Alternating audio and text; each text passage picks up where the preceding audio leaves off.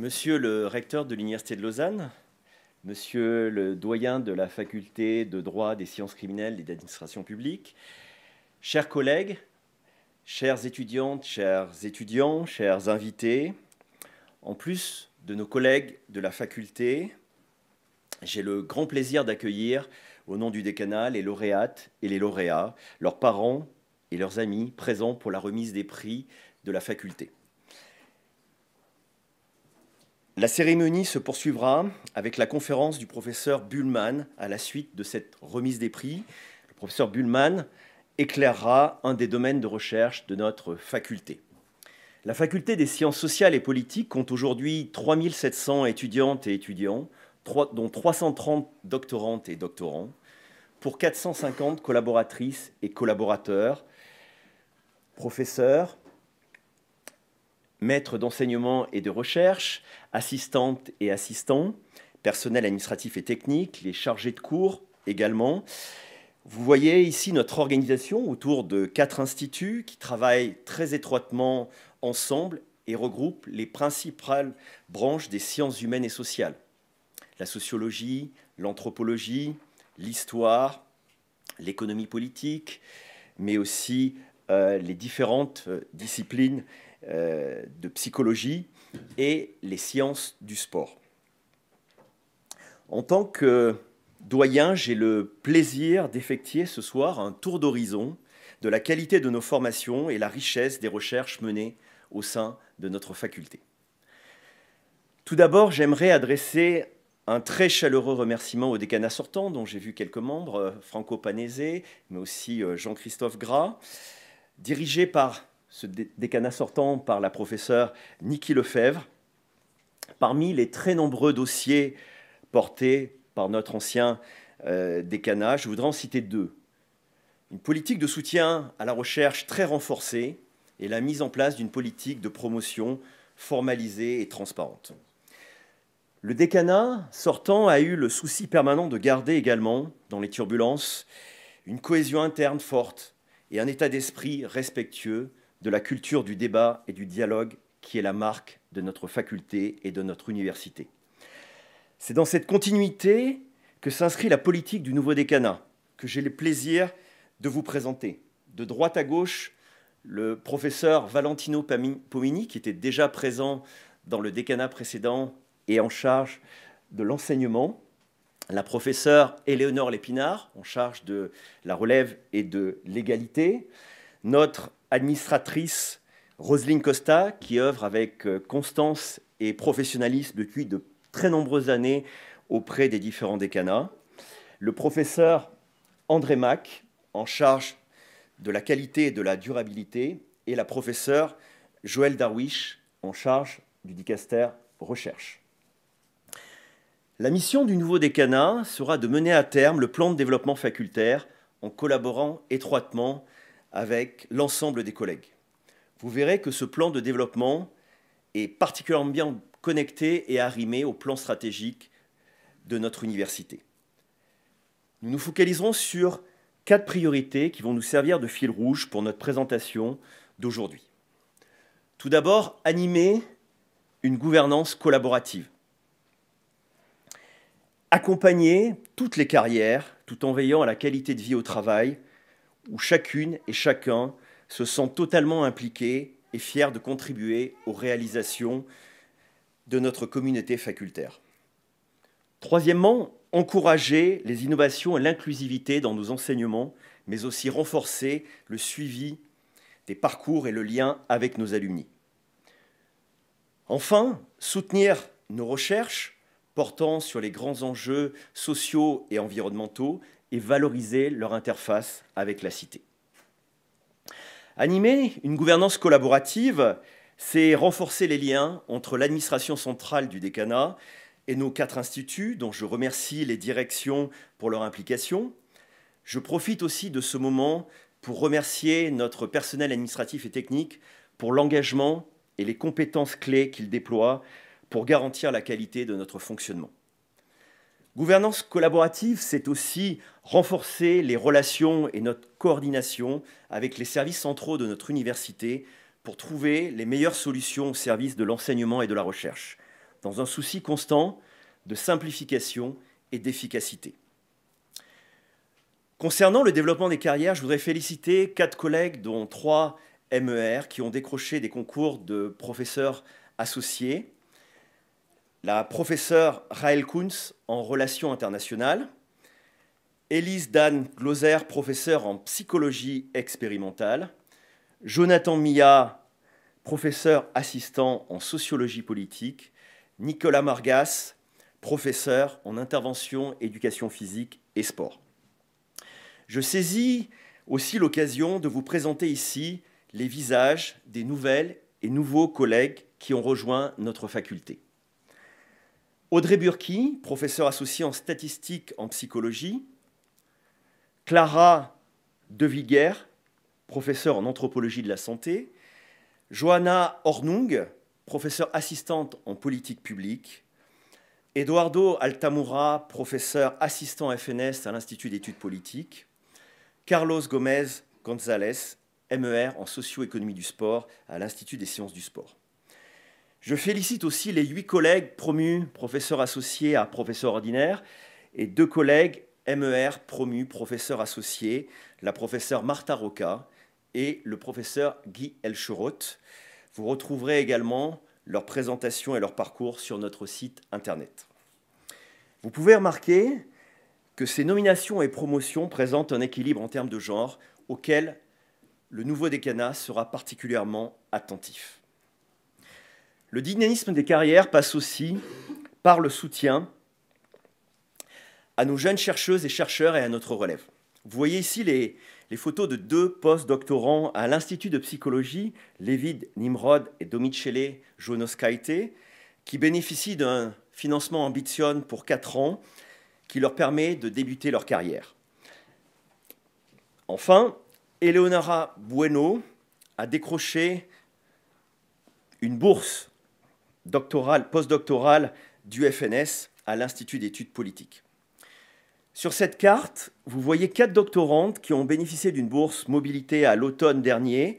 Et pour les 3 doctorantes et doctorants au-dessus de la carte, vous voyez des bourses qui concernent le printemps 2024. L'obtention de ces bourses témoigne de leur capacité à développer leur réseau international et à découvrir des cultures scientifiques qui sont clés pour la réussite de leur parcours.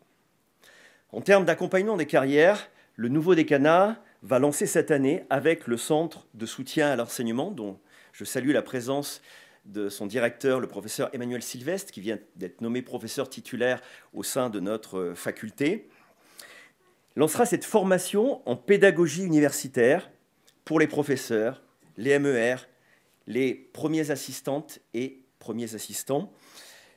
Cette formation intégrera notamment des contenus sur la gestion de l'intelligence artificielle dans les enseignements. À terme, une formation à l'attention des assistantes et assistants sera aussi proposée pour reconnaître l'expérience et les compétences acquises au niveau de l'enseignement. Enfin, en abordant les carrières universitaires, je voudrais remercier ici nos professeurs, désormais devenus professeurs honoraires. Un ouvrage en l'honneur d'un de nos anciens doyens, le professeur René Knussel, est paru lors de cette année académique. 4 collègues de notre faculté ont déjà été honorés en 2023-2024 et 2 figures emblématiques de notre faculté, j'entends des sourires, le seront très prochainement. Vous attendez avec impatience le 18 octobre 2024, j'ai bien compris. Cette date, vous l'avez toutes et tous reconnue pour fêter les engagements et les contributions de Bernard Vouta. Le professeur Ioannis Papadopoulos aura aussi un workshop en son honneur qui portera sur la gouvernance démocratique et les politiques publiques. Je voudrais ici les remercier et leur dire combien leur héritage institutionnel, mais aussi humain, est précieux pour nous toutes et tous.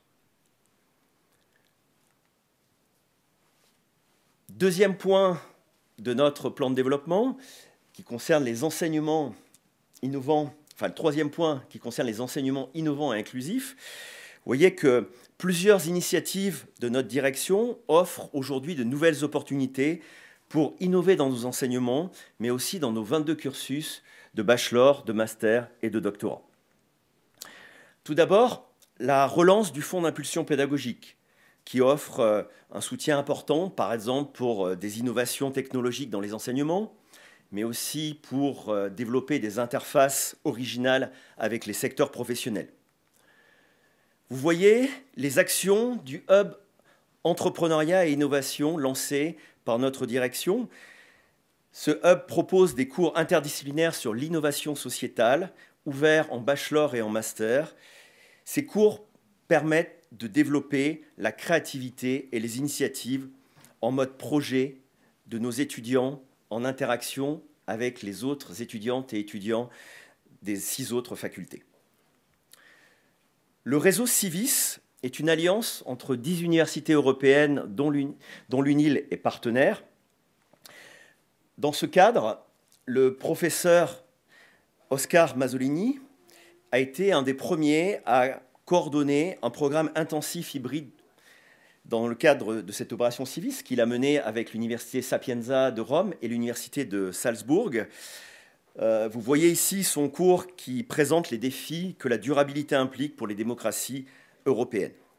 L'Alliance Civis nous offre aussi des opportunités de créer des masters conjoints avec les universités partenaires. Enfin, le 31 octobre est lancée notre première journée de l'enseignement en sciences sociales et politiques. Cette journée vise à partager des idées, des bonnes pratiques pour poursuivre notre politique inclusive d'accès et de réussite aux formations universitaires. En complément de nos cursus de bachelor et de master et de doctorat, notre faculté est aussi très active en matière de formation tout au long de la vie. Vous découvrez quelques exemples qui illustrent la richesse de nos diplômes de formation continue. Parmi l'offre très étoffée de l'Institut de psychologie, on a eu le plaisir de recevoir très récemment le renouvellement par l'Office fédéral de la santé de l'accréditation du MAS en psychothérapie systémique. Et les 3 prochains MAS auront, on l'espère très prochainement aussi, ce renouvellement d'accréditation. Enfin, une nouvelle édition du Diplôme of Advanced Studies, qui est un grade un peu en dessous du MAS, est proposée à l'Institut des sciences du sport sur la thématique de la psychologie du sport. Ce DAS est dirigé par nos collègues Roberta Anthony-Philippe et Denis Hauve. Formation courte est également proposée sur l'Internet et les enjeux sociaux et politiques de cette technologie, notamment vers un public d'enseignantes et d'enseignants et des professionnels de l'éducation. De nouveaux CAS viennent d'être lancés en partenariat avec plusieurs autres écoles en études genre pour promouvoir l'égalité dans les pratiques professionnelles, qui est dirigé par la professeure Martha Roca. Le CAS en gouvernance participative et action locale, dirigé par le professeur Dario Spini. Début octobre, notre faculté lancera un nouveau CAS en partenariat avec Force, le centre de compétences suisse en sciences sociales, avec lequel nous collaborons très étroitement en matière de recherche. Ce CAS en Data Stewardship propose une meilleure reconnaissance et une formation au métier de spécialiste en gestion des données de recherche. 4e point, la recherche, et je commencerai par une des priorités fortes de notre direction, qui est de mettre en avant l'impact des sciences par la médiation scientifique et culturelle, avec une politique spécifique qui s'appelle Interface. Dans ce cadre Interface, le dispositif Confluence, que vous voyez ici, permet de valoriser les travaux de master réalisés en partenariat avec des acteurs de terrain, villes, associations, ONG, comme l'illustrent ces 3 exemples de sujets connectés avec des orientations de master. Interface propose aussi un fonds de soutien à la recherche partenariale. Un des récipiendaires est dans la salle, le Dr Xavier Mabir, qui est à l'Institut de psychologie. Félicitations à lui. Et puis, les recherches menées au sein de notre faculté visent aussi un impact explicite dans le dialogue citoyen. Je citerai 5 exemples pour l'illustrer. Le projet en cours, en partenariat avec des collègues de l'Institut des sciences sociales mené avec la ville de Lausanne, qui est un projet de médiation culturelle numérique qui est intégré à l'exposition permanente du musée historique de Lausanne. Le deuxième exemple est la tenue en juin dernier d'un congrès international organisé par l'Institut de psychologie et l'Institut de psychiatrie du CHUV, qui a réuni 500 experts et praticiennes et praticiens qui ont questionné les implications de l'utilisation croissante des outils numériques dans le cadre des violences sexuelles. Le troisième exemple concerne les expertises des chercheuses et des chercheurs de l'Institut des sciences du sport qui ont contribué à l'éclairage du fonctionnement des Jeux olympiques et paralympiques de Paris 2024 par des ouvrages dédiés, des articles, mais aussi des expositions, des interventions dans les médias et des chroniques, notamment dans le journal Le Temps et dans le journal Le Monde. Le quatrième exemple est un projet Agora de médiation culturelle qui est porté par la professeure Céline Mavreau et une collègue toxicologue de Unisanté. Ce projet de médiation scientifique vise à sensibiliser la population aux enjeux de la pollution environnementale à travers des expositions et des activités pour les enfants. Enfin, l'Observatoire mandaté par le département de l'éducation et de la formation professionnelle du canton a permis à deux collègues, le professeur Nicolas Margas et la professeure Gaëlle Kostelec, de mener une recherche-action qui va être maintenant lancée afin d'accompagner le passage de la maturité gymnasiale dans le canton de Vaud de 3 années à 4 années. Pour promouvoir des recherches au cœur de la transition écologique et de la durabilité, qui sont une des thématiques prioritaires de notre université, un ambitieux appel à projet a été lancé, dénommé Strive, et vous voyez ici 3 projets sélectionnés qui comptent chacun des membres de nos 4 instituts. Donc ces projets sont interfacultaires, interdisciplinaires. Ils sont menés en collaboration avec d'autres collègues des autres facultés, la faculté de droit et des sciences criminelles et d'administration publique, la faculté de HEC, la faculté de géosciences et de l'environnement, la faculté de lettres et puis la faculté de biologie et de médecine. Le premier projet s'interroge sur les conditions dans lesquelles le vélo peut être un levier pour la transformation écologique et sociale de la mobilité, même si je pense qu'on en est toutes et tous convaincus ici. Et puis vous voyez que les 2 autres projets portent sur les récits et les scénarios de la transformation écologique et sociale. Pour illustrer l'excellence de notre recherche internationale, nous n'avons ici sélectionné que quelques exemples parmi les nombreux projets internationaux et les importants projets FNS décrochés par nos chercheuses et nos chercheurs. J'ai mentionné tout d'abord l'aboutissement du projet européen dirigé par les professeurs Magetti et Papadopoulos, qui étudie plusieurs facettes des relations de confiance ou de méfiance entre les nombreux acteurs impliqués dans les politiques de régulation en Europe. Un nouveau projet européen dénommé LEARN porte sur la réduction des inégalités en matière d'éducation en Europe. Une équipe de notre faculté y participe. Cette équipe est dirigée par la professeure Laura Bernardi, que je profite ici de féliciter pour sa nomination en tant que vice-présidente chargée de la politique d'encouragement au sein du tout nouveau Conseil de la recherche FNS qui sera installé au 1er janvier 2025. Bravo Laura, merci. 2 nouveaux projets européens ont récemment été obtenus. Un concerne un dispositif de formation à l'acquisition et évaluation de compétences dans l'enseignement et la formation professionnelle, dans lequel collabore le professeur Fabrizio Butera, en collaboration avec le CNRS, notamment en France. Et puis, un autre exemple de projet, repenser la co-création de la politique numérique et environnementale dans les systèmes de gouvernance multiniveau, qui est dirigé par Philippe Train, Yanis Papadopoulos et Sean Muller. Si notre faculté comporte 19 centres de recherche et 7 observatoires, parmi eux, nous portons 2 des 4 centres interdisciplinaires de recherche qualifiés de stratégiques par notre direction. 2 de ces centres que nous hébergeons ont été reconduits très récemment pour 4 années et ils sont soutenus plus fortement par notre direction. Il s'agit du CIR LIFES, dont les recherches portent sur les parcours de vie et la vulnérabilité, dirigé par le professeur Daniel Hoesch, et le Centre interdisciplinaire de recherche sur le sport, dirigé par le professeur Marcus Lang, qui regroupe des chercheuses et des chercheurs de nos 7 facultés au sein de l'Université de Lausanne. 3 thématiques centrales de ce CIR Sport portent sur le sport international, l'intégrité sportive, mais aussi le sport santé. Vous voyez ici quelques exemples de thématiques de projets de recherche portés par LIFES, qui est très fortement animé par nos chercheurs de l'Institut des sciences sociales et de l'Institut de psychologie. À titre d'exemple, je citerai l'étude de la vulnérabilité et de la résilience des centenaires suisses, dirigée par la professeure Daniela Job de l'Institut de psychologie. Pour citer 2 exemples de recherche menées au sein du CIR Sport, je citerai un exemple sur l'intégrité et un exemple sur la durabilité. Le réseau DESI, qui est un réseau européen de recherche avec une école doctorale qui porte sur l'intégrité sportive, où 5 universités sont partenaires et avec une dizaine de fédérations internationales.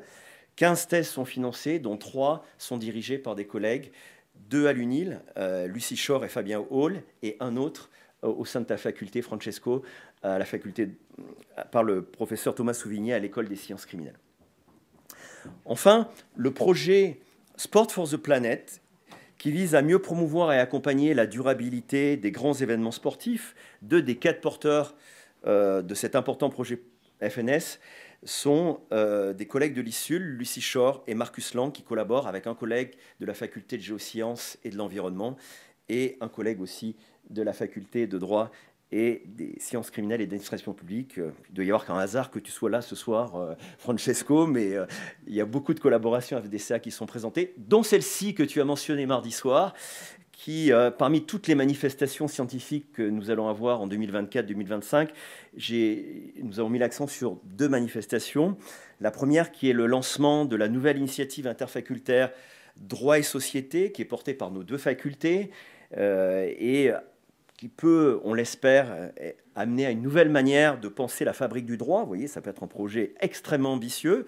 La conférence inaugurale portera sur la liberté académique, qui, vous le savez, est plus fortement attaquée aujourd'hui et dont il convient d'assurer la défense. La conférence d'ouverture sera donnée par la rapporteure spéciale des Nations Unies sur le droit à l'éducation. Et puis notre traditionnelle journée de la recherche qui sera organisée au printemps 2025, qui nous donne l'occasion de croiser les perspectives de recherche sur un thème spécifique. Enfin, je ne peux pas m'empêcher de terminer cette présentation en annonçant les dates des prochaines cérémonies en l'honneur des gradués qui auront lieu les 21 et 22 novembre 2024. Vous voyez ici quelques images de la cérémonie 2023. Beaucoup de moments d'émotion sur la fin des parcours pour les enseignantes et enseignants. Des moments qui sont assez exceptionnels et vous reconnaissez les visages.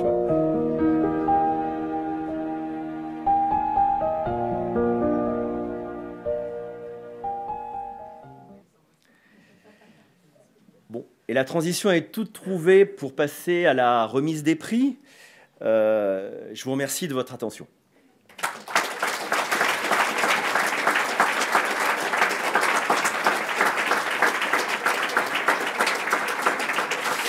Merci.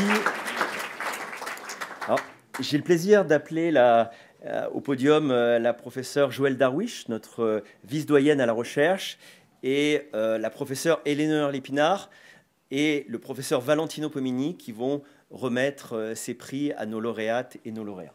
Merci Joëlle. Merci.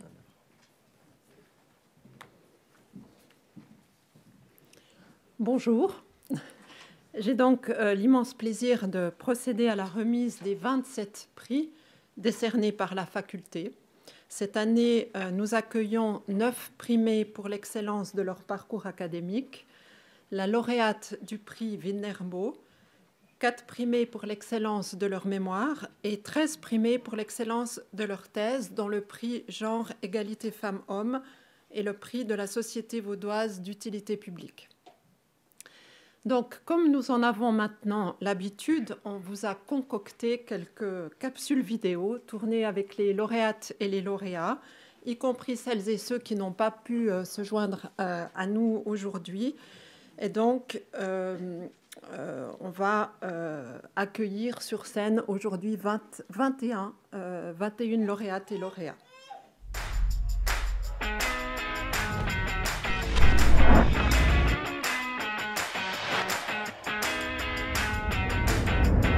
J'ai trouvé le master assez intense. Les cours, les stages, le mémoire, moi je travaillais aussi à côté. Combiner l'écriture de mes manuscrits et différents contrats de recherche. Savoir être régulier. 5 ans, c'est quand même un long cursus qui demande un effort constant. On demande d'être quand même assez polyvalent, que ce soit dans les pratiques sportives, mais aussi au niveau théorique, parce qu'on a autant des sciences humaines, des sciences sociales, des sciences plus dures. Garder une grande discipline, toujours avec l'élément Covid qui nous a pas mal challengé. Suivre des cours et devoir rester attentif comme ça devant un ordinateur avec plein de petites têtes sur l'écran. Partir faire un semestre à Montréal, grosse différence de culture et vivre toute seule pendant quelques mois, c'était assez costaud.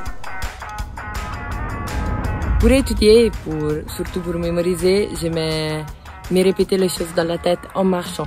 C'était surtout moi faire mes propres résumés à l'avance, etc.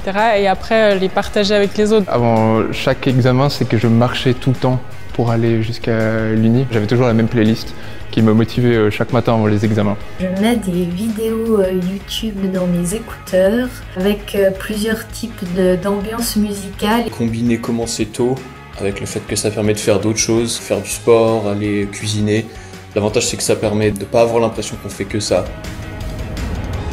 Mon endroit préféré, je dirais le centre sportif. Déjà, il est bien placé et puis c'est là qu'on fait ce qu'on préfère en tant que sportif. Donc, le CSS. Les salles du Cinathlon, quand même, avec la vue sur le lac, c'est quelque chose d'incomparable. Le petit chemin de forêt qui relie Unil-Moulines à l'Amphimax avec le petit bout de rivière. On a beaucoup de chance d'avoir une forêt sur le campus. Parce que c'est un endroit que je trouve super pour aller prendre une pause entre deux moments où on travaille, entre deux moments où on étudie. On se retrouvait au lac et on essayait de réviser les pieds dans l'eau. Le bureau de l'ASP, qui est juste derrière moi, c'était notre QG, un lieu où on se sentait bien, on pouvait bien réviser, on apprenait à serrer les coudes aussi.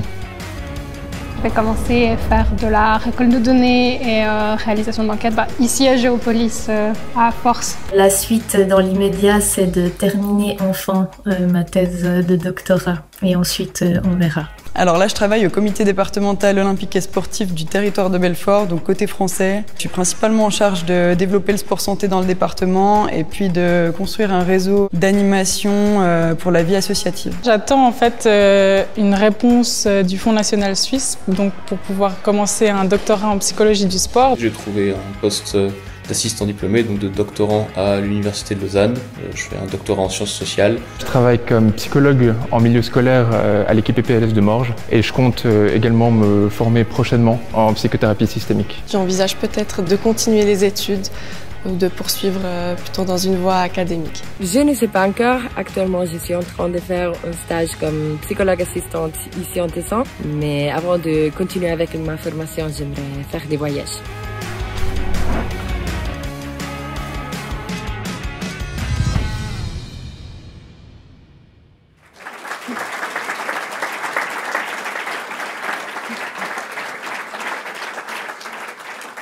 Donc, vous avez vu toutes les personnes primées pour l'excellence de leur parcours académique. Et puis maintenant, vous allez en voir un certain nombre en vrai. Mais pour ça, on est tout un team pour remettre ces prix, donc avec la professeure Éléonore Lépinard et le professeur Valentino Pomini. Donc, je vais commencer par les personnes primées en sciences du sport pour l'excellence de leur parcours académique. Et on va commencer par 2 personnes absentes, mais ça va s'arrêter là. Donc, on va les applaudir quand même. Jonathan Bardet.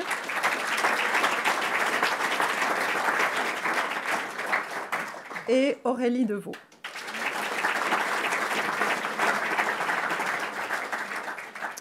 Et maintenant, donc, j'appelle sur scène Lola Liengm pour l'excellence de son parcours académique en sciences du sport.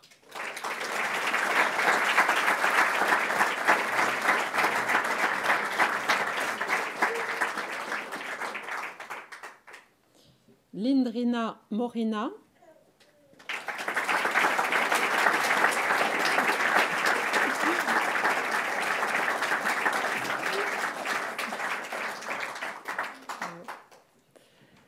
En psychologie, ils sont primés parmi les diplômés de la maîtrise universitaire pour leur parcours académique, Sofia Bezomi.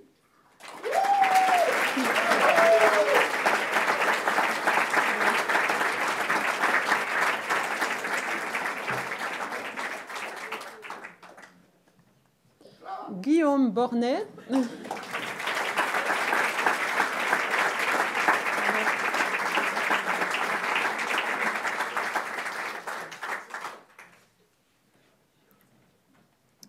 Noémie Lavanchy.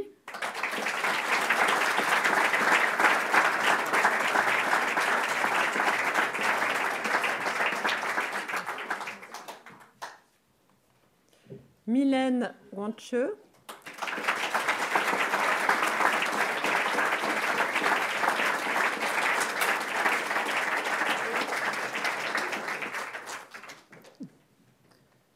Robin Vicky, qui est absent.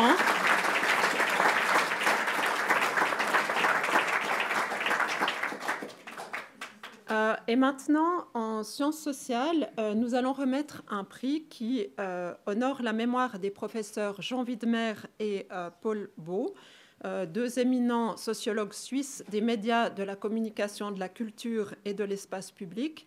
Et c'est un prix qui soutient la relève universitaire en sciences sociales dans ces différents domaines. Et donc, j'ai le plaisir d'inviter le directeur de l'Institut des sciences sociales, le professeur André Berchtold, pour remettre ce prix. Je vous ai dit, on serait tout intime.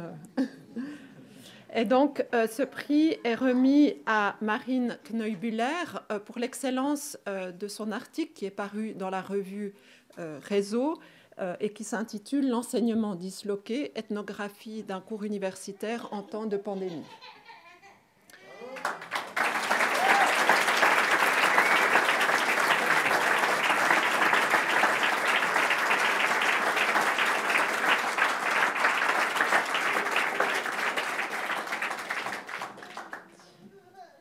Pour l'excellence de leur mémoire,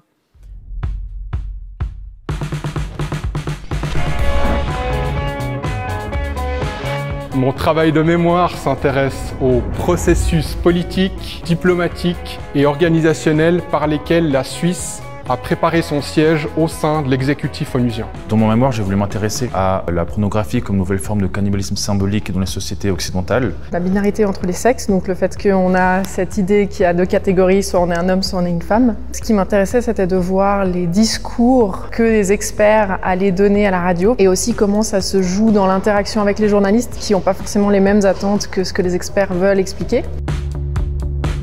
Le rituel pour ce travail que j'avais, il est assez particulier parce que comme je devais observer des contenus pour adultes, du coup, comme j'ai du vis-à-vis à travers ma fenêtre de ma chambre, j'ai dû quand même me préparer à fermer les stores. En fait, j'avais vraiment des délais très précis que je m'étais fixés et la plupart du temps, je mets des délais avec une quantité de travail qui est même moins que ce que je vais vraiment pouvoir faire. Et comme ça, après, j'arrive toujours à en faire plus et du coup, ça m'aide aussi à avancer. La période durant laquelle j'ai rédigé l'essentiel de mon mémoire, j'étais en parallèle en stage auprès de la Confédération, au SECO, et du coup, j'avais pas le choix, je devais travailler la nuit et le week-end. Il y a eu un moment où j'ai pas avancé du tout, en fait, dans mon mémoire, parce que j'avais beaucoup d'autres choses à gérer, d'autres jobs à faire, enfin, c'était compliqué.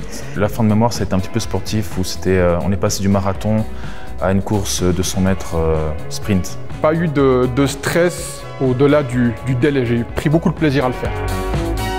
Je travaille dans une association de promotion de la santé mentale à Genève, mais je réfléchis en fait à la possibilité de faire un doctorat. Ce serait de vouloir continuer dans le monde académique. J'aimerais bien entreprendre une entreprise doctorale. Je travaille au secrétariat d'État Migration à Berne. Je suis spécialiste au sein de la division Immigration et Intégration.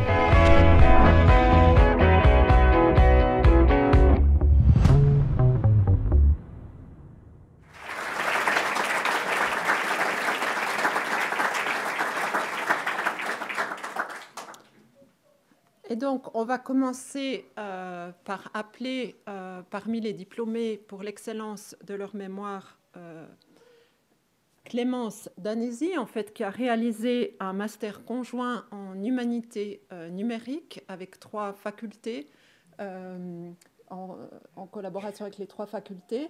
Donc, un mémoire intitulé « Recherche et usage numérique en santé, proposition de numérisation de symptômes Navi, un programme d'autogestion des symptômes par les patientes et les patients en oncologie ». Clémence Danisi.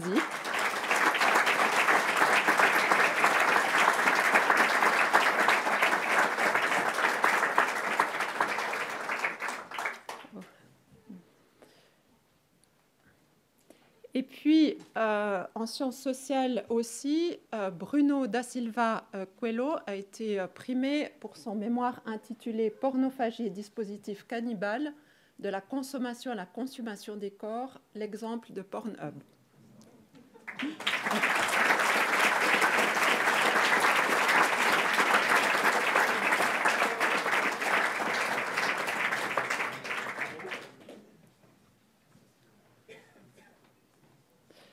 Marie Reynard, pour son mémoire intitulé, je ne les ai pas tous appris par cœur, « Discours sur les hormones sexuelles dans l'émission radiophonique de la RTS-CQFD, de la bicatégorisation au continuum de la sexualité humaine ».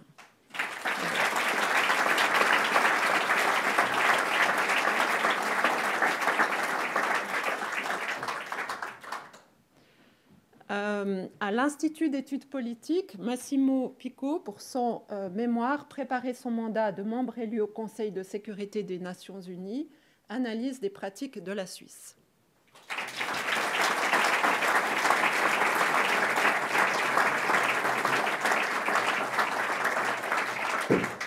Oula. Et maintenant, la remise des prix pour l'excellence de leur thèse, et donc là aussi une autre petite capsule vidéo.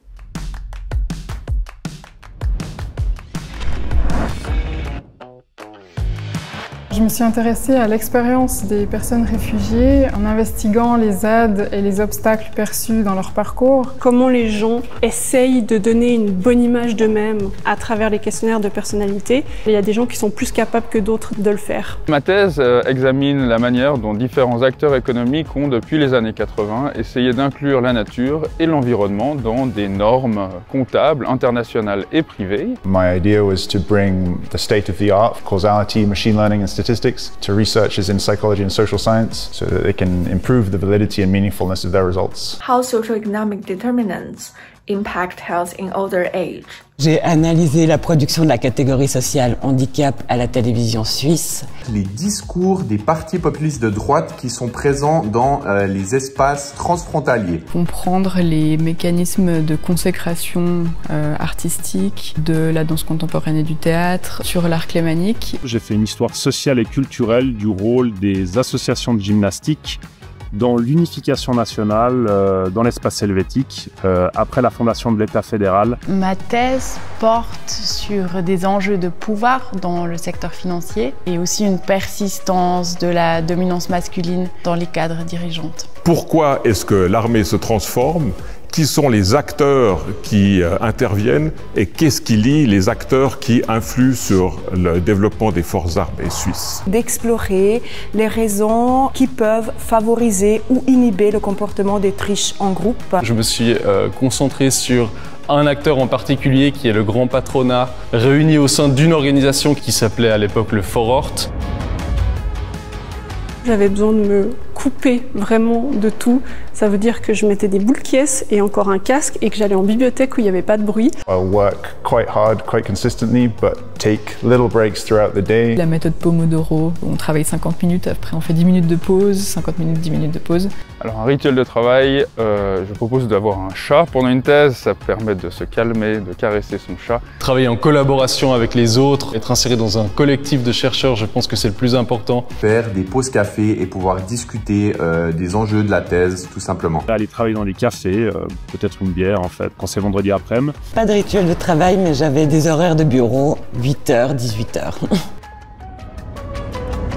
Le début de ma thèse, quand on réalise la dimension relativement énorme du travail qui nous attend pendant les 5 prochaines années. Quand on lance des études et on a des couacs avec les études. J'ai cru durant une après-midi que j'avais perdu une année de données sur mon ordinateur à la suite d'une mauvaise mise à jour de ma part. Heureusement, le helpdesk m'a sauvé la mise. C'est vraiment un puzzle qui n'était pas si facile. à résoudre. La fin de la thèse, clairement. Cognitivement, c'était assez épuisant. Ça a parfois été un peu rush et compliqué de pouvoir se concentrer jusqu'au bout. One of my papers has been rejected by 3 different journals. And it took me some time to accept this. La défense publique est de réaliser que je vais parler de mon travail devant un public autant hétérogène, la famille, les amis, les collègues. Là, tout d'un coup, ça m'a un peu sorti de ma zone de confort. Le moment devant le jury est clairement le moment le plus stressant. On peut se retrouver vite noyé sous une somme de remarques. En fait, il faut être capable d'être sélectif sur ce qu'on prend en compte ou non. Alors pour l'instant, la suite pour moi, c'est un post-doctorat à l'Université d'Ottawa où je suis actuellement. J'ai été engagé en tant que collaborateur politique au Parti socialiste genevois. Je travaille sur 2 projets qui sont financés par le Fonds national suisse. Un qui est à la HESSO et l'autre à la Haute École fédérale de formation professionnelle. Je suis en postdoc à Genève, mais en très grande collaboration avec Lausanne, toujours en psychosocial. So I'm a premier assistant here at the University of Lausanne and I'm a senior researcher at CHUV as part of the SENSE Research and Innovation Center. Now I moved back to China for an assistant professor position in Shanghai, where I can pursue my academic career in aging and health. Je suis chargée de cours ici à Lausanne pour une année et je vais chercher à valoriser donc le travail que j'ai fait dans le cadre de la thèse. Je travaille à la Haute École de musique Vaud-Vallée-Fribourg comme responsable égalité-diversité et comme coordinatrice et assistante de recherche. Je suis engagé dans une entreprise privée qui fait du consulting dans les domaines de la santé, du social et de la formation. Alors la suite, je continue de travailler encore quelques années jusqu'à ma retraite et à côté, je travaille sur la publication d'une version, on pourrait dire, grand public de ma thèse. Je suis engagée en tant que postdoc ici à l'UNI. Actuellement, en fait, c'est un remplacement à l'école obligatoire pour me donner le temps de réfléchir. Je suis chargée de recherche à l'Institut de géographie et durabilité et je travaille sur des projets qui visent à étudier le choix et l'utilisation du vélo électrique.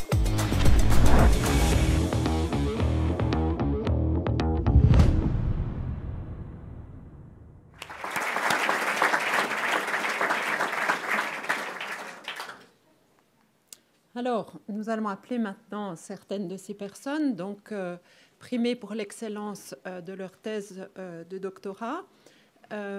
Alors, tout d'abord, en sciences du sport, Gilles Maillancourt, pour sa thèse intitulée « Faire Nation ».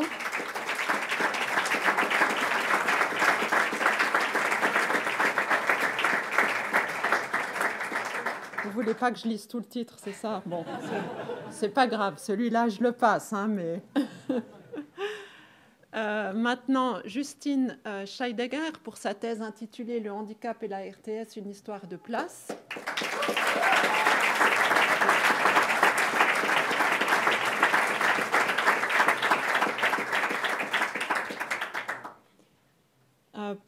En sciences sociales, sont primées pour l'excellence de leur thèse Lena Adjasic, et donc elle a reçu le prix genre égalité femmes-hommes, et je demanderai à la professeure Éléonore Lépinard de lui remettre doublement ce prix, donc, qui récompense la qualité d'un travail de recherche dont la thématique porte sur le genre, et donc pour sa thèse intitulée « Outsiders Elites, Women and Niche Actors in Finance ».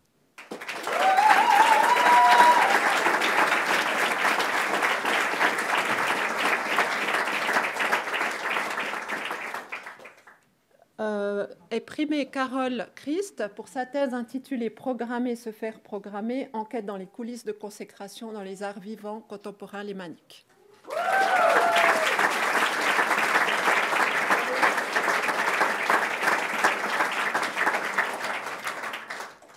Est primée Cheng Mengling pour sa thèse intitulée « Socio-economic Determinants and Evolution of Health over the Later Life Course ». Longitudinal evidence from China, the US and Europe. Elle est absente.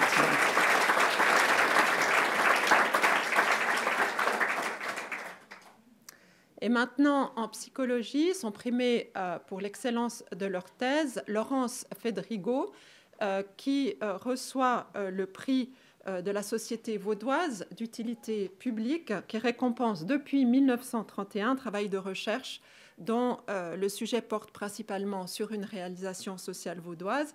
Donc pour la thèse intitulée « Les personnes réfugiées face aux défis de l'intégration sociale et professionnelle en Suisse romande ». Bravo.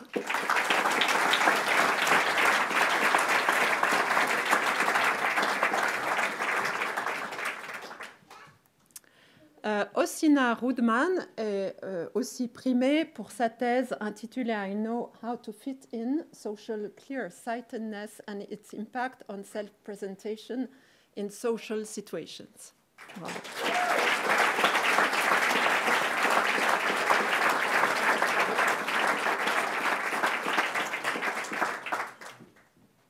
Matthew Vowles pour sa thèse en mathématiques appliquées aux sciences humaines et sociales, intitulée Modern Statistical and Causal Approaches.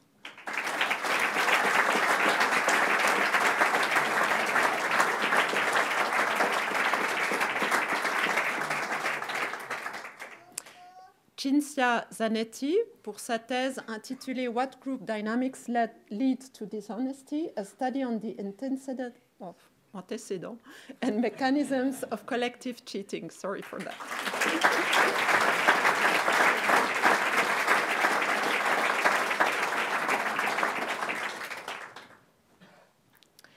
En sciences politiques, sont primés pour l'excellence de leur thèse Christian Buhlmann pour sa thèse intitulée « Des groupes inconciliables, les transformations des politiques de défense suisses sous l'angle du cadre des coalitions advocatives ».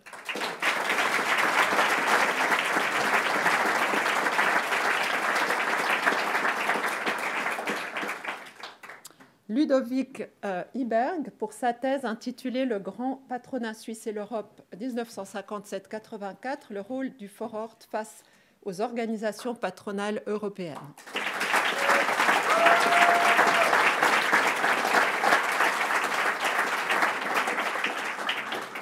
Sylvain Mechler pour sa thèse intitulée « Accounting for Nature, Risk, Uncertainty and the Global Political Economy of the Ecological Crisis ».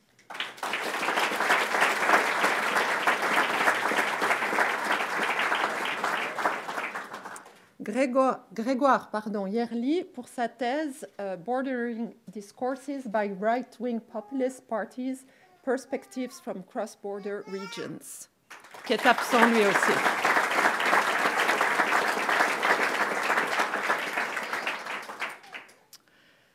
Et maintenant, nous allons terminer par un bouquet final de partage de ces lauréates et lauréats de leurs souvenirs d'études, donc la dernière capsule.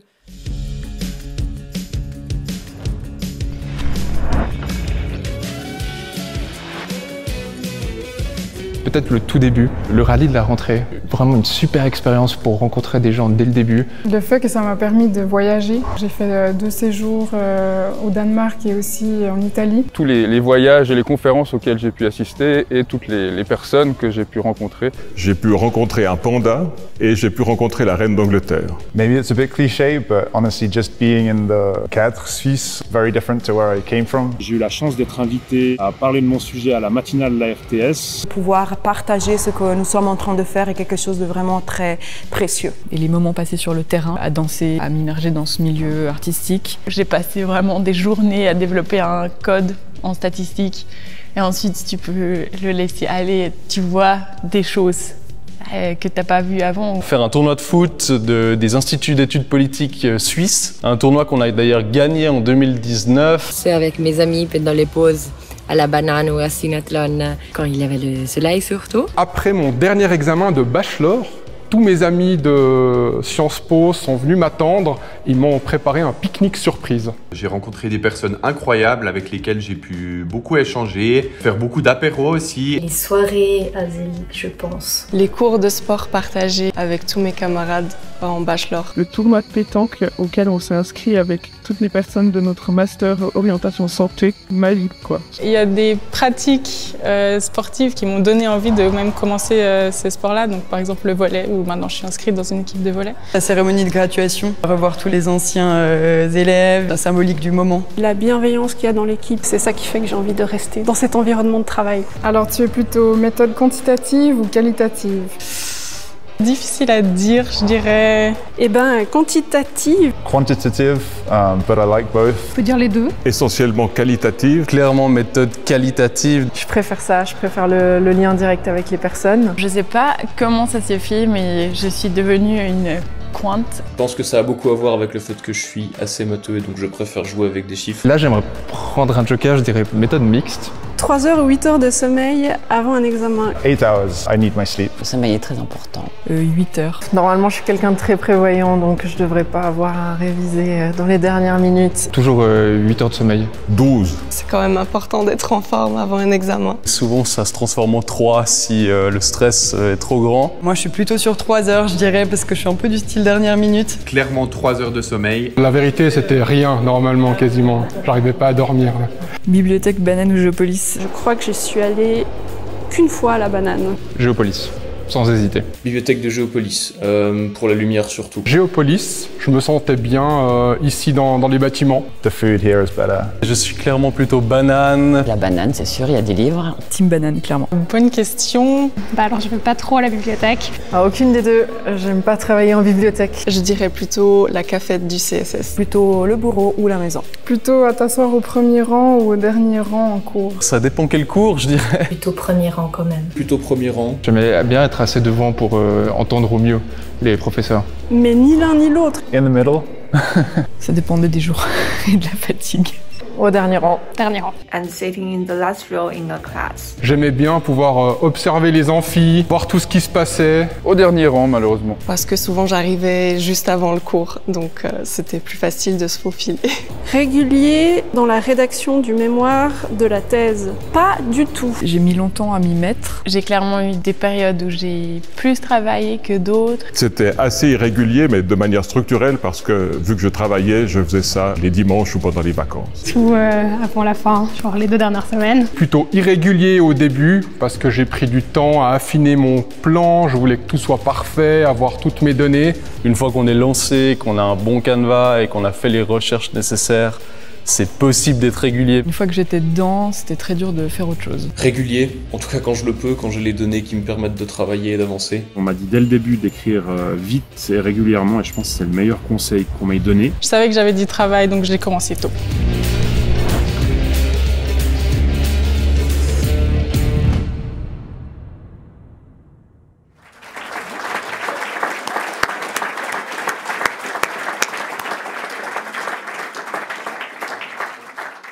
Alors merci, félicitations autant pour vos témoignages, c'est presque aussi difficile qu'un mémoire ou une thèse.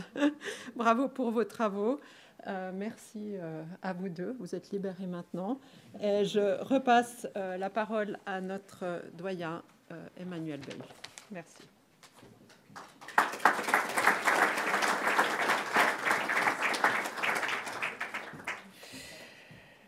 Merci beaucoup à la team du décanat pour cette première cérémonie d'ouverture des cours. Vous avez vu beaucoup de moments d'humour, mais qui sont souvent a posteriori en fait, hein, pour les mémoires ou les thèses. Des fois, on a moins d'humour quand on est tout à la fin. C'est difficile, mais je voudrais quand même à nouveau féliciter les lauréates et les lauréats pour l'excellence de leur parcours, leur dire que vous êtes nos ambassadrices et nos ambassadeurs pour nos formations, pour notre faculté, pour l'Université de Lausanne. Vous souhaitez une très belle réussite dans vos parcours et dans vos projets professionnels et personnels. On a vu déjà des premiers accomplissements qui sont déjà très intéressants et prometteurs. Et puis nous espérons garder des liens très étroits et bénéficier de vos expériences, de vos expertises dans les moments à venir. Alors, je vais passer à la troisième moment de notre cérémonie d'ouverture des cours, qui est la conférence du professeur Félix Buhlmann. Avant de lui passer la parole, je vais faire une rapide présentation de son brillant parcours. Le professeur Félix Buhlmann est professeur de sociologie à l'Institut des sciences sociales de notre faculté. Il a fait des études de sociologie à l'Université de Genève avant de soutenir un doctorat en sciences sociales à l'Université de Lausanne en 2008. Il a ensuite fait différentes mobilités, notamment en Grande-Bretagne. Il a été collaborateur scientifique de FORCE, le centre de compétences en sciences sociales suisse, avant d'être nommé professeur assistant entre 2011 et 2017. Et il est professeur associé au sein de notre faculté depuis 2017 et président de la commission d'enseignement depuis 2021 pour l'Institut des sciences sociales. Alors, les travaux de recherche du professeur Buhlmann portent sur l'analyse des carrières et des parcours de vie des élites politiques, économiques, militaires aussi, académiques et financières suisses, dont il va nous parler ce soir. Donc, un très grand merci, Félix, et j'ai le plaisir de te passer la parole maintenant.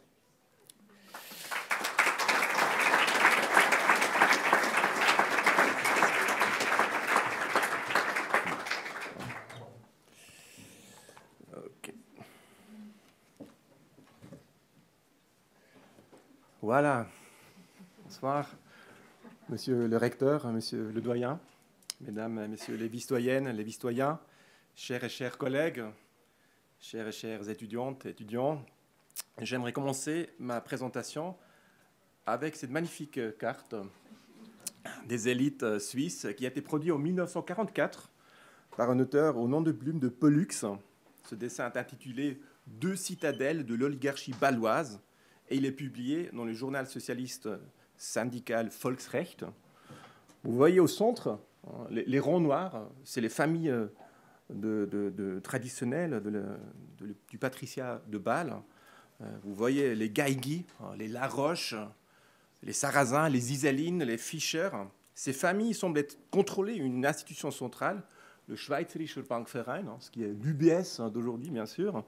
Et en même temps, ces familles d'élite sont liées à d'autres entreprises et d'autres familles. En bas, à droite, vous voyez les élites zurichoises avec leurs familles, les Bodmer, les Schindler, les Sitz, les Boveri, avec leurs entreprises comme Crédit Suisse, Oerlikon Burlet et Lonza. Mais aussi la Suisse romande est présente. En bas, à gauche, vous voyez les familles de Coulon, de Bury ou Vaucher, avec leurs entreprises comme Cortaillot Câble, la Suisse Assurance, ou la Gazette de Lausanne. Ce schéma-là, c'est probablement la première analyse journalistique ou scientifique des élites en Suisse. Mais c'est quoi ces élites en fait? C'est quoi une élite?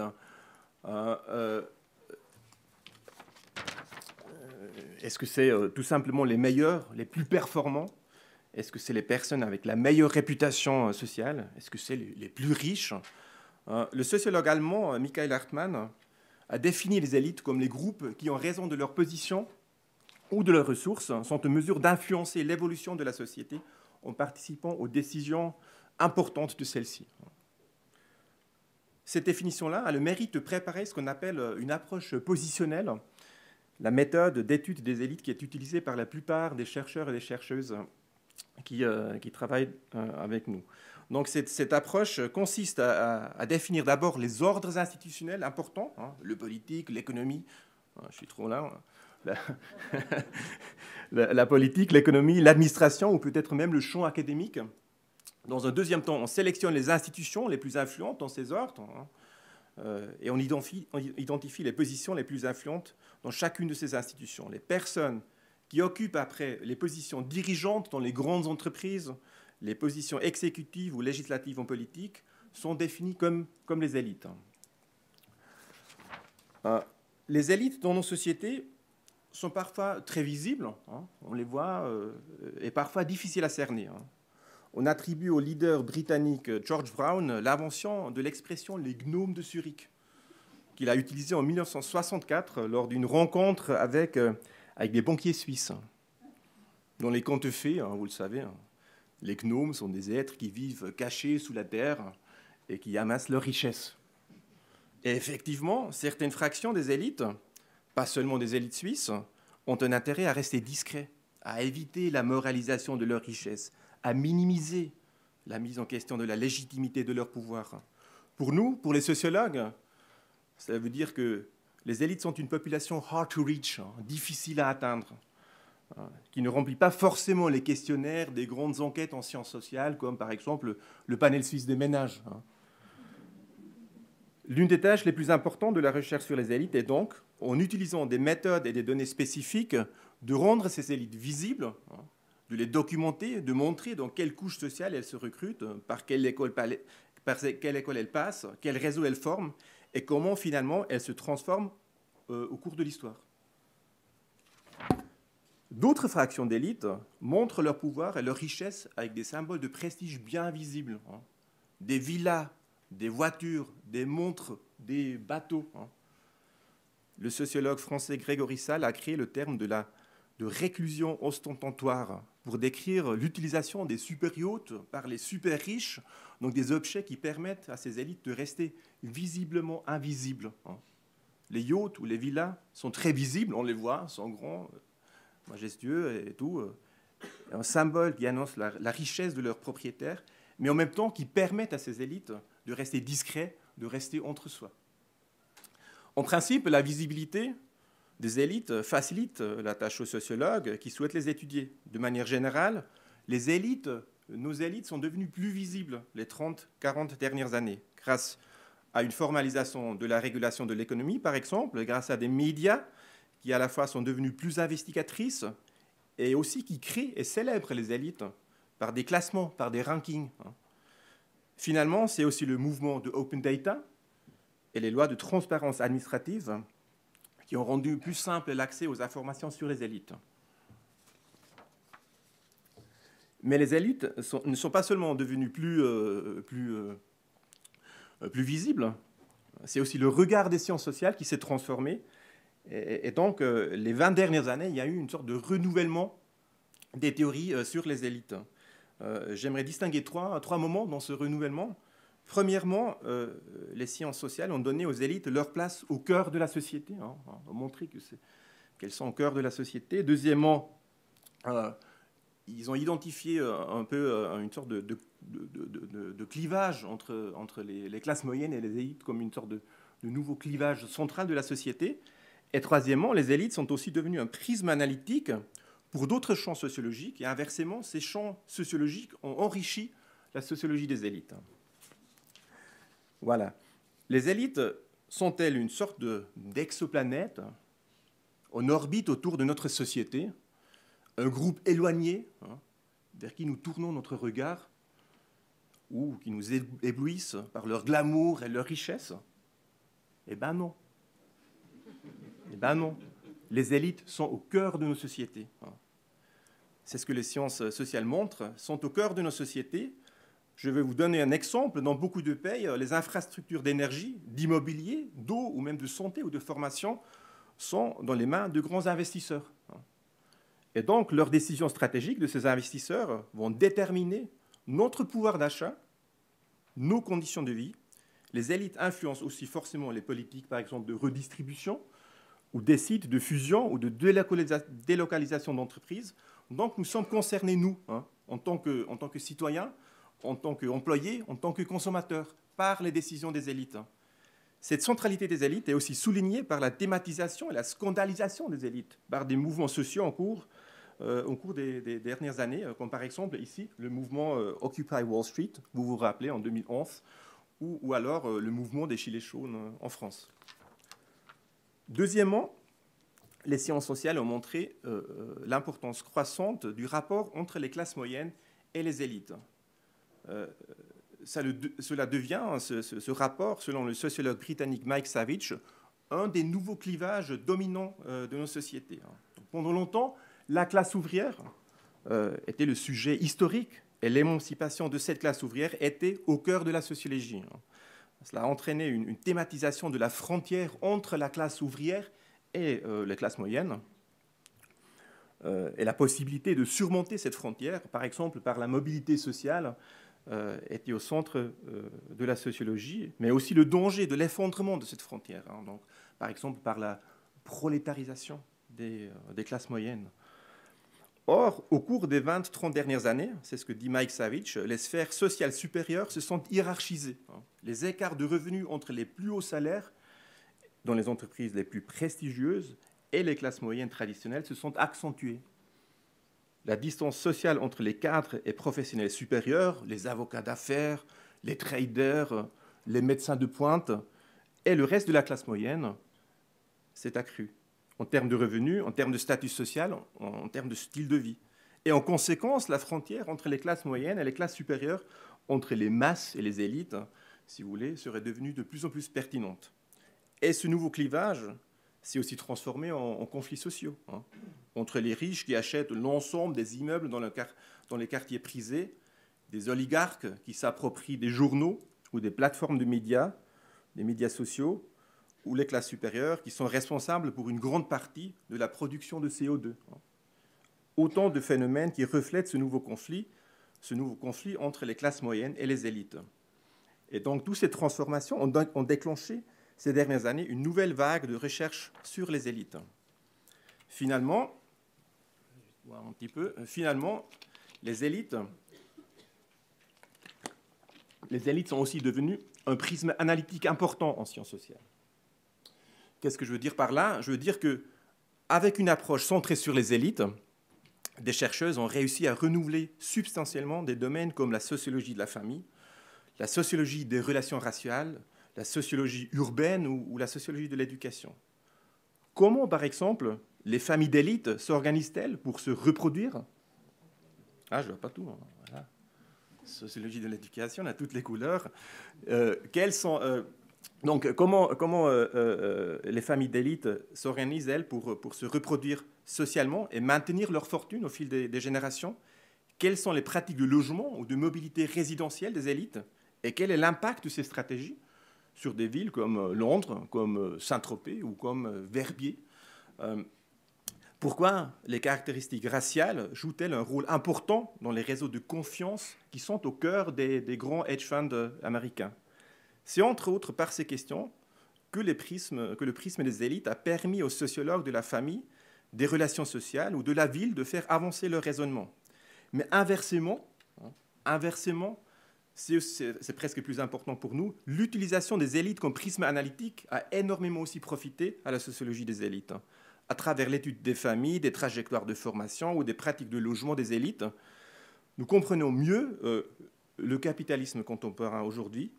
Et en plus, de cette manière, les recherches sur les élites se sont aussi diversifiées en termes de questions de recherche et d'approches aussi méthodologiques.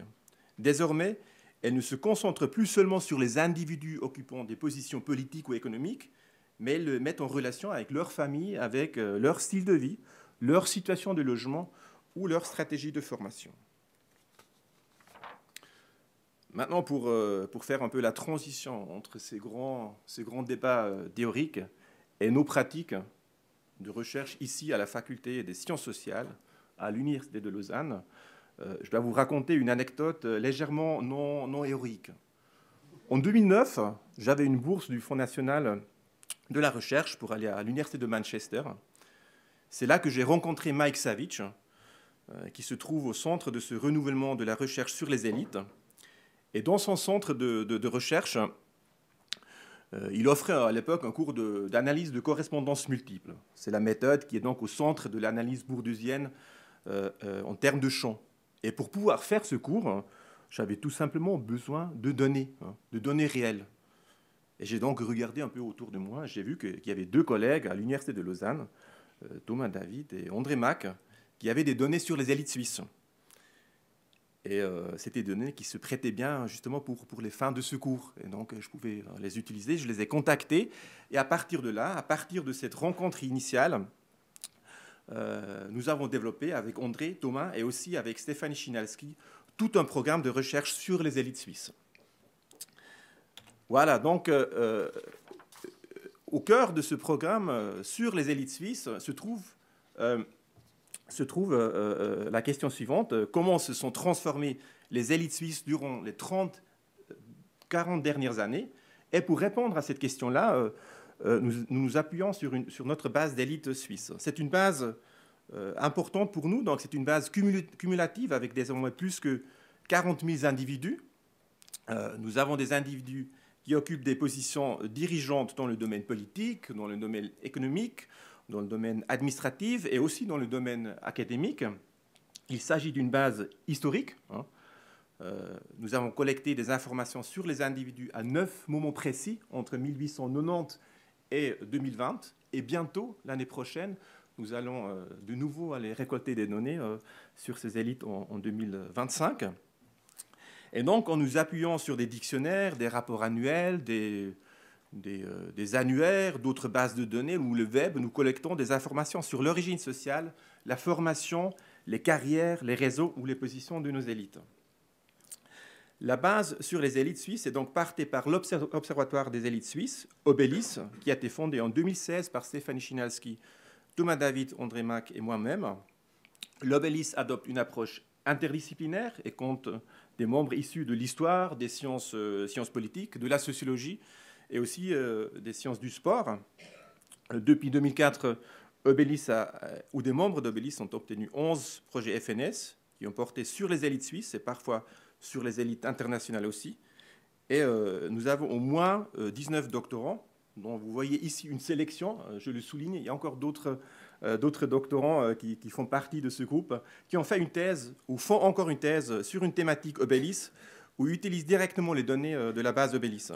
Comme vous le voyez, plusieurs de ces doctorants sont encore là, sont encore à la faculté des SSP aujourd'hui, ont lancé leur propre projet de recherche ou ont élargi nos réseaux par des séjours internationaux ces dernières années. Les données suisses, les données sur les élites suisses de la base Obelis sont librement consultables sur ce site web ici, donc www.unil.ch/élite suisse. Vous voyez ici une fiche d'un Vaudois qui était très connu quand j'étais petit. Chaque fois, quand je me balade sur la place de la Riponne, je pense à lui. C'est un des sites WordPress, ce site des élites suisses, c'est un des sites WordPress les plus visités de l'Université de Lausanne. En 2024, nous avons déjà eu plus que 70 000 visiteurs uniques. Pour retenir tous ces visiteurs, nous sommes en train de mettre en place des visualisations de type dashboard qui vont permettre aux visiteurs de s'approprier les données eux-mêmes et elles-mêmes de façon ludique. Donc les utilisateurs, les utilisatrices vont pouvoir cocher des variables, le genre, l'année ou la sphère d'élite pour explorer nos données et faire leurs propres analyses. Sur ce site, on peut aussi directement cliquer sur des liens pour pouvoir avoir des informations sur les mêmes personnes dans d'autres projets d'infrastructures en sciences sociales, comme par exemple le dictionnaire historique suisse ou les documents diplomatiques suisses, DODIS. Mais nous essayons aussi de nous connecter à des données Wikidata. Donc Wikidata, ça rend les données plus interopérables. C'est en fait la base derrière Wikipédia, qui est aujourd'hui une des plus grandes bases de données collaboratives, ouvertes et surtout plurilingues, ce qui est important pour nous au monde. De plus en plus aussi, nous sommes aussi nous-mêmes cités sur Wikipédia, par exemple, comme une source sur des sites de Wikipédia.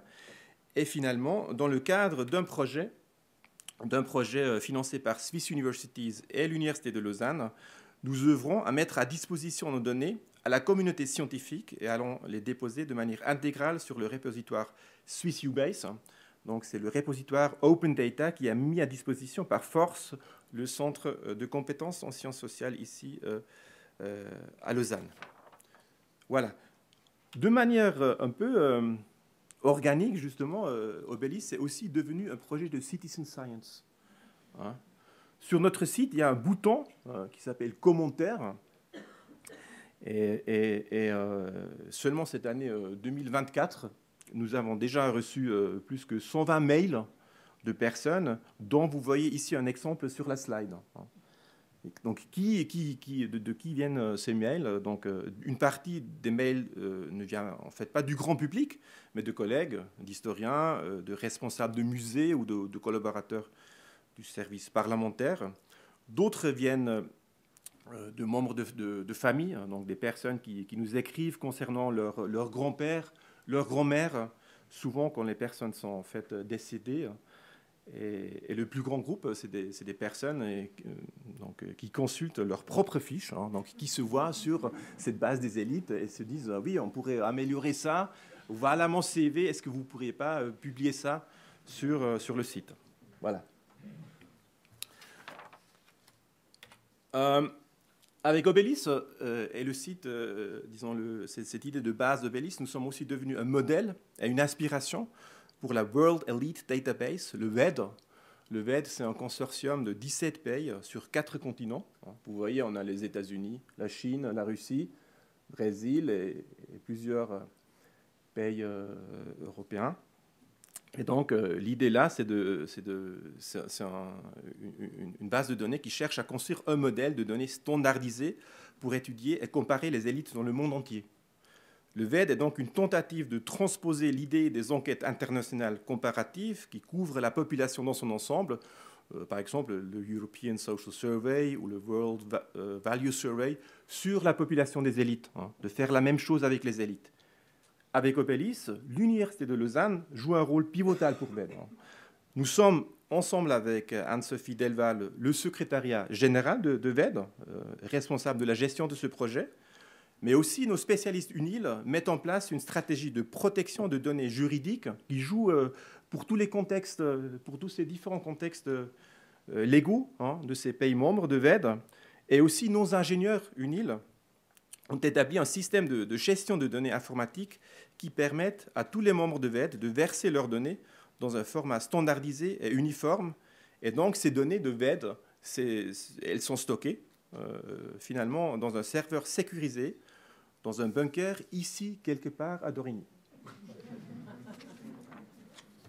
Voilà.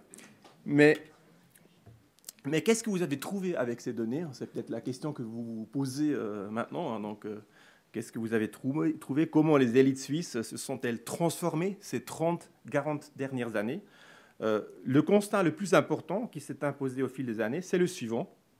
Les élites suisses, et surtout les élites économiques, se sont profondément transformées au tournant du siècle. Avant cette période de transformation, la Suisse a connu des élites socialement homogènes, liées par des liens personnels, en fonctionnant sur un modèle de politique discrète. Mais à partir des années 80, en gros, des nouveaux groupes d'élites commencent à défier les élites traditionnelles. Les élites suisses se diversifient, s'internationalisent, et dans une mesure relativement modeste, se féminisent. Et aujourd'hui, les élites suisses sont socialement plus fragmentées. Hein. Elles résolvent leurs problèmes de manière plus bruyante aussi. Et elles ont plus souvent recours à des professionnels du lobbying pour imposer leur pouvoir. Voilà. C'était quoi ces élites homogènes du XXe siècle? Cette période est marquée en Suisse par un parlement peu professionnalisé et peu influent. En même temps, les puissants groupes d'intérêt comme Économie Suisse, l'Association Suisse des Banquiers ou l'Association Suisse des Arts et des Métiers jouent un rôle important en pratiquant une politique discrète, une quiet politics, à l'abri des médias, à l'abri de l'opinion publique, technique et pragmatique dans son expression. L'économie suisse, à cette époque, est marquée par un degré élevé de coordination, hein, en partie par des cartels, mais aussi par des réseaux de membres de conseils d'administration qui siègent dans plusieurs entreprises et assurent de cette manière la coordination et contrôlent le flux des informations entre les entreprises. C'est une période aussi qui est caractérisée par une grande multipositionnalité, hein, c'est-à-dire des dirigeants économiques qui détiennent en même temps des mandats politiques, hein, qui sont les deux en même temps, hein, des politiciens et des dirigeants économiques. Aussi, les portes tournantes sont très répandues à l'époque. Les hauts fonctionnaires ou les politiciens n'hésitent pas de passer à l'économie à la fin de leur mandat et vice-versa. Et en plus, les élites suisses du milieu du XXe siècle sont caractérisées par une grande homogénéité sociale. C'était quasi exclusivement des hommes, très très peu de femmes, surtout dans les élites économiques. C'était surtout des Suisses, très peu d'étrangers, hein, seulement 3% dans l'élite économique en 1980. C'était des universitaires, surtout des juristes, qui sont très dominants dans le Parlement, par exemple, mais aussi des ingénieurs de l'EPF CED. Pas forcément elle, CED. Pour illustrer ça, je vous montre ce réseau C'est un réseau des conseils d'administration des 110 entreprises les plus importantes suisses en 1957. Dans ce graphique, les points représentent des entreprises. En gris, vous avez les banques. Vous voyez UBS, Crédit Suisse, SPS. Les traits connectant les entreprises sont des administrateurs communs. Donc, quand deux entreprises sont liées, ça veut dire qu'elles ont un conseil administratif commun aux deux entreprises. Et dans ce graphique, vous voyez surtout deux choses. Premièrement, le réseau il est très dense. Il est très dense. Presque toutes les entreprises suisses importantes sont liées et souvent fortement liées entre elles. Cela veut dire qu'on se connaît, on échange des informations, on se coordonne. Et deuxièmement, les banques sont au centre. Les banques sont au centre. SPS, UBS, Crédit Suisse, les banques jouent un rôle central dans ce réseau de coordination des élites économiques suisses. Mais à partir des années 80, les choses commencent à changer. Les élites homogènes suisses commencent à se décomposer. Cette transformation des élites suisses, c'est le premier point important, prend son origine dans le domaine économique. Le champ économique est le moteur de ces changements. La globalisation, particulièrement forte en Suisse, transforme la composition et dans le même temps le fonctionnement des élites suisses. Ce qu'on appelle la financiarisation, donc l'importance accrue des activités financières pour l'accumulation du capital, change le fonctionnement des entreprises et par conséquence le profil de leurs dirigeants. Donc, nous analysons ces transformations dans une perspective de champ qui a été popularisée par le sociologue français Pierre Bourdieu. Donc nous pensons que ces transformations sont le fruit de luttes entre différentes fractions des élites suisses. Ces fractions ont leurs alliances, leurs divisions de travail, leurs conflits, leurs stratégies, leurs représentations. Dans l'économie suisse, les anciennes élites sont les insiders de l'économie. Donc les grands actionnaires historiques, souvent les familles propriétaires des grandes entreprises, les grandes banques, qui représentent des actionnaires importants, et les managers traditionnels. Face à ce milieu assez homogène se trouvent des nouvelles élites, des challengers. Et ces nouvelles élites sont premièrement des actionnaires minoritaires.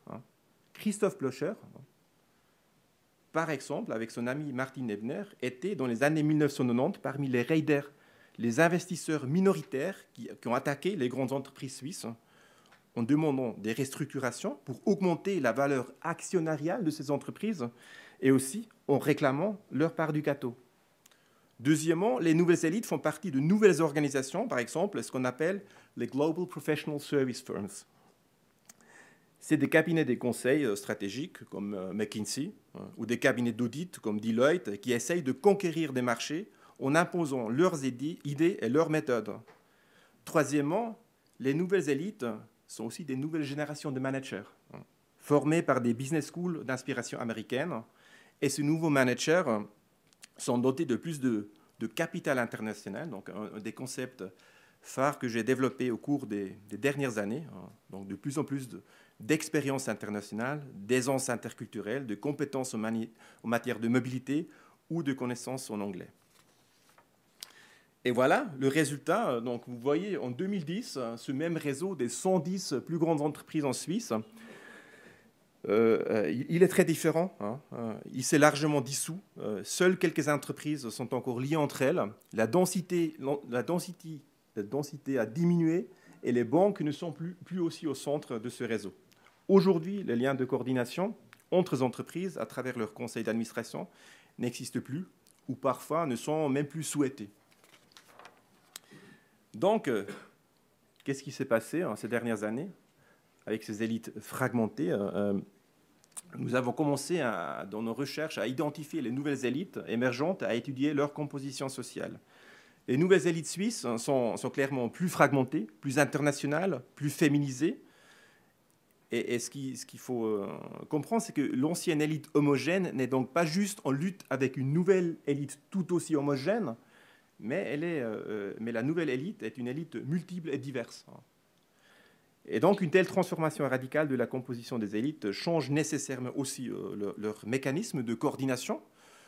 Il y a 2 ans, le journal alémanique Blick publiait un article qui dénonçait l'incapacité de la nouvelle élite suisse, diversifiée, internationalisée, de se coordonner. Et suite à cette publication, un professeur d'origine allemand de management à l'université de Zurich, il s'est indigné sur Twitter à l'époque.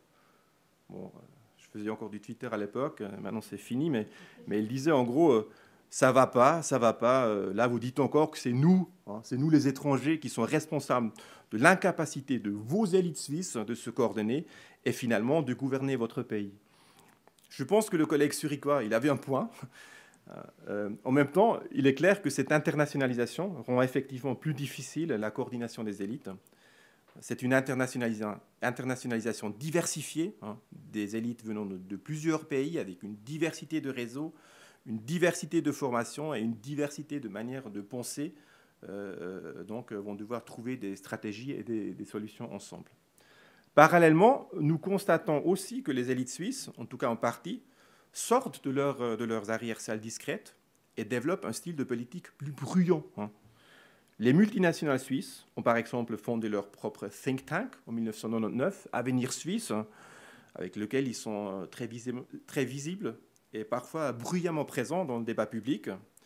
Mais les élites ont également été confrontées à des vents contraires de plus en plus nombreux, par exemple avec l'initiative contre les rémunérations abusives de Thomas Minder, acceptée en 2013, l'initiative 1 à 12 pour des salaires équitables des jeunes socialistes, refusée en 2013 également, ou l'initiative populaire Entreprises responsables pour protéger l'humain et l'environnement, refusée par les États en 2021. Finalement, les stratégies d'influence des élites économiques suisses se sont professionnalisées et par là aussi dépersonnalisées. Ce n'est plus les mêmes personnes qui siègent dans plusieurs organes, mais dans l'échange avec le monde politique, les dirigeants économiques occupent moins de multipositions et délèguent davantage la défense de leur position à des agences de communication et des groupes de lobbying. Voilà. J'aimerais maintenant vous présenter encore deux petits programmes, disons, points de notre programme de recherche que j'ai mené sur ces nouvelles élites.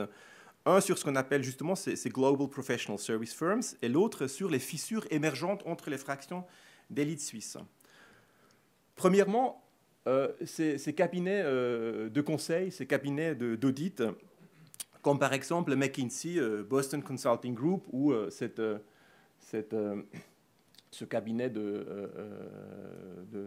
d'avocats qui s'appelle Clifford & Chance, figurent parmi les acteurs centraux qui ont fait exploser le fonctionnement des élites économiques suisses traditionnelles. Ils ont insisté sur des normes de comptabilité internationale ou alors ont contribué à la diffusion de nouvelles idéologies managériales comme la shareholder value. Et donc, je mène plusieurs projets de recherche sur le rôle de ces nouvelles entreprises. D'une part, avec l'historien économique Matthias Kipping de l'Université York de Toronto, et d'autre part, avec Christophe Ellesgaard et Anton Larsen de la Copenhagen Business School.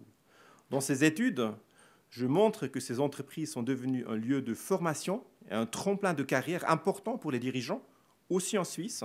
Donc, les anciens de McKinsey, par exemple, parviennent en grand nombre à occuper des positions de direction dans les grandes entreprises suisses.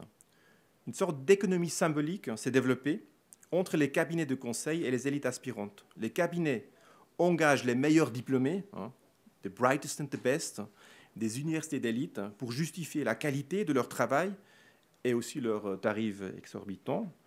Les futurs dirigeants utilisent leurs expériences dans ces firmes pour accéder à des positions dirigeantes dans les grandes multinationales. Et une fois leurs anciens en place, les cabinets de conseil peuvent de nouveau profiter des réseaux de leurs alumni. Comme les cabinets d'audit ou de conseil sont des entreprises réellement transnationales, ces nouvelles élites sont désormais étroitement intégrées dans des réseaux internationaux d'élites, parce que nous appelons des career hubs, peut-être un deuxième concept que j'ai développé ou au moins co-développé ces dernières années. C'est comme ça, donc on bosse durement pendant 10 ans. À la fin, on secoue un peu et puis il reste un ou deux concepts qui sont restés. C'est la vie. Voilà. Dernier point, les nouvelles fissures. qui émergent aussi au sein de ces élites suisses. Donc, à l'intersection des élites politiques et économiques, nous observons également des fissures dans les élites traditionnelles qui sont en partie élargies, et en partie nouvellement formées. Donc, le bloc bourgeois, composé des partis bourgeois, de l'Union suisse des paysans, de l'Union suisse des arts et des métiers, ainsi que d'économie suisse, ce bloc bourgeois donc, qui était très solidaire, est de plus en plus confronté à des forces centrifuges. Ces forces centrifuges entraînent des tensions entre les secteurs industriels et le secteur financier, ou entre les entreprises internationales et les entreprises nationales.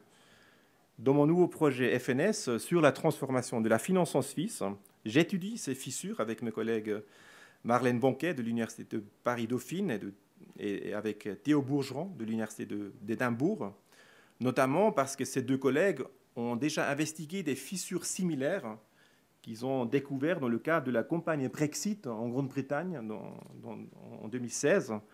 Et donc, on a essayé en quelque sorte de voir si des choses similaires émergent aussi en Suisse.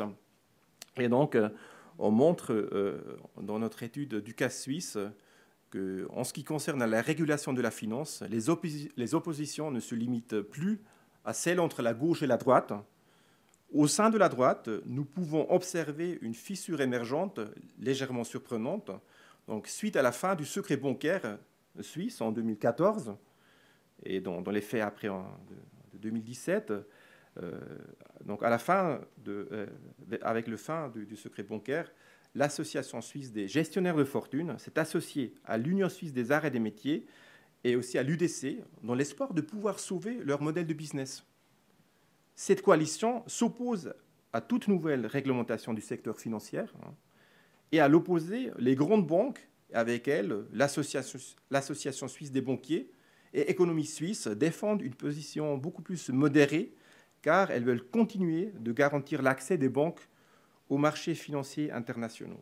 Donc, la régulation de la finance est à l'origine d'une nouvelle fissure dans les élites suisses entre, d'une part, les partisans d'une politique de finance libertaire et, de l'autre part, l'establishment économique et bancaire traditionnel. Voilà. Après ces beaux résultats, voilà le fameux trou noir dont je vous ai parlé dans mon annonce.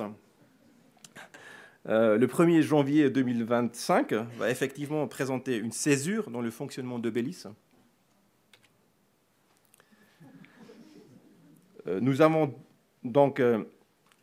toujours engagé notre spécialiste informatique Steven Piguet pendant des longues années sur une longue série de contrats à durée déterminée. Et à la fin de cette année, nous ne pourrons plus réengager Steven. Cela veut aussi dire que notre base, qui nécessite un travail de maintenance, de réparation, de renouvellement, de restructuration permanente, sera fortement fragilisée.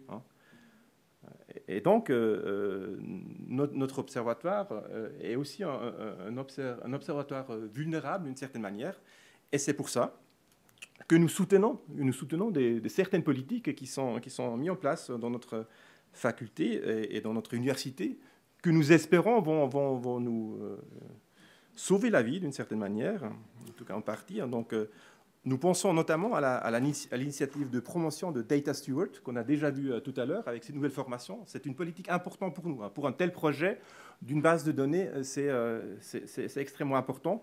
Aussi l'initiative de promotion d'informaticiens, de soutien à la recherche que nous avons. C'est extrêmement utile pour un tel projet parce qu'il y a un grand travail aussi informatique qui est là-dedans.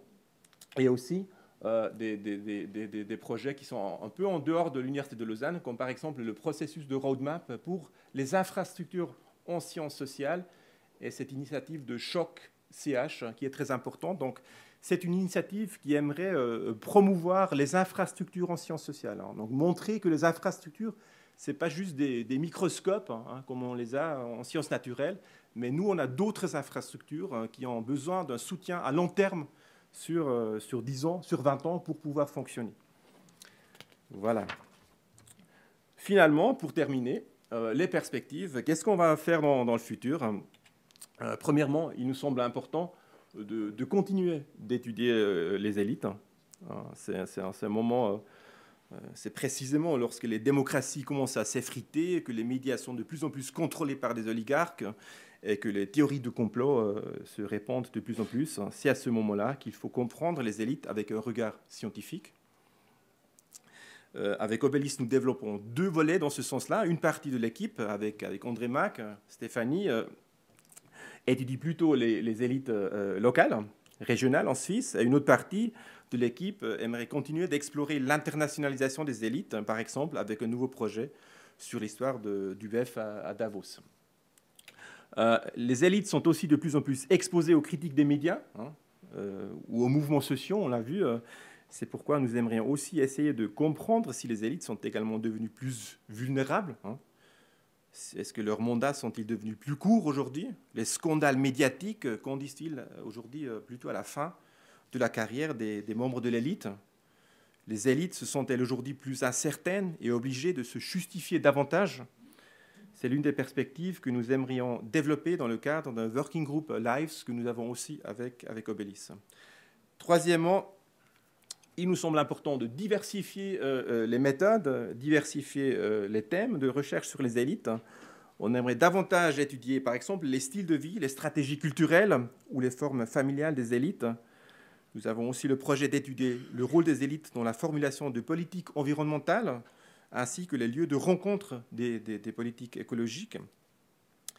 Et parallèlement, on aimerait aussi davantage utiliser, par exemple, des entretiens qualitatifs, des observations ethnographiques, pour mieux comprendre les élites et leur fonctionnement, comme le font, par exemple, déjà nos collègues Sébastien Chauvin, Claire Kosker et Fabien Kescon dans leur projet FNS sur l'utilisation de la Suisse par les élites globales. Donc, comment utilisent les élites globales les infrastructures et les institutions suisses pour leur style de vie? Voilà, et finalement, dernier point, nous aimerions aussi continuer d'être présents dans le débat public sur les élites. Nous avons par exemple un projet pour un podcast sur les élites suisses en collaboration avec la RTS. Nous essayons d'être présents dans des publications qui font le pont entre la science et le grand public. Et nous essayons aussi de répondre aux sollicitations des journalistes sur l'actualité des élites suisses. Voilà, c'est tout. Je vous remercie.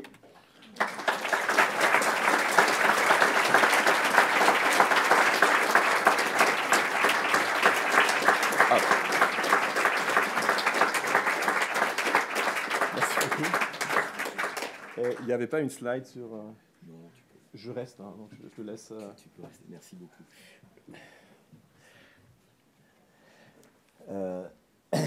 Je voudrais adresser un très chaleureux remerciement au professeur Félix Buhlmann, parce que c'est une conférence, vous avez vu, de très grande qualité, qui est extrêmement stimulante. Je crois que le message est passé auprès du professeur Frédéric Hermand, notre recteur, l'importance stratégique de ce projet pour notre faculté, pour notre université, a été très largement démontrée. Je ne sais pas si tu es un très bon commercial, j'ai peur que les sociétés de conseil viennent vers toi, malgré ce que tu as pu dire. En tous les cas, merci beaucoup. Je propose qu'on garde les questions et les échanges avec Félix lors de la verrée. Merci beaucoup et très bonne rentrée à toutes et à tous pour vos cours.